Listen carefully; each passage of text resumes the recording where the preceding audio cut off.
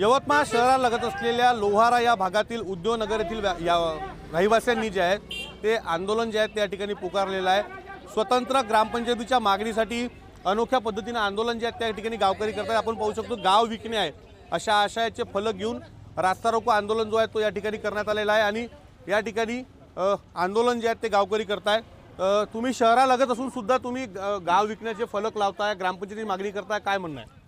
गेल्या 8 वर्षापासून हा लढा चालू आहे। गेल्या 8 वर्षापासून ना ग्रामपंचायत ना नगर परिषद या ठिकाणी ज्यावेळेस हद्दवाढ झाली त्यावेळेस हा औद्योगिक वसाहत म्हणून हा टाकून दिलेला भाग आहे।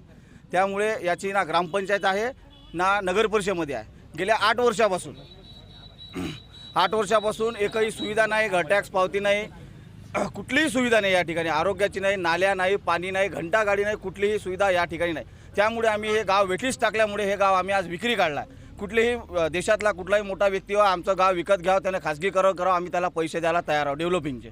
त्यामुळे आम्ही हे गाव विकण्यास तयार केलं आहे। आंदोलन तुम्ही करताय गाव विकण्याचं? हो, काय कारण हे आहे का 8 वर्ष झाले नाल्या साफ नाही झाल्या, लाईट नाही आहे आणि घर टॅक्स पावत्या, मृत्यूचे दाखले नाही मिळत।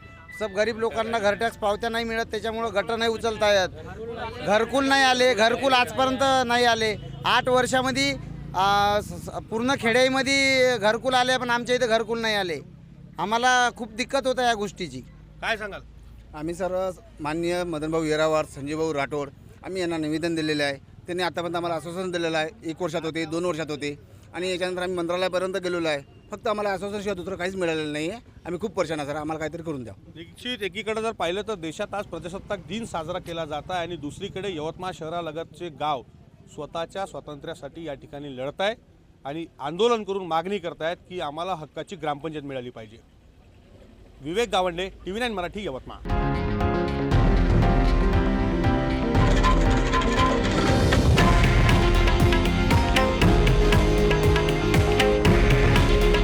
हे आहे देशातील नंबर 1 न्यूज नेटवर्क आणि आपण पाहत आहात TV9 मराठी।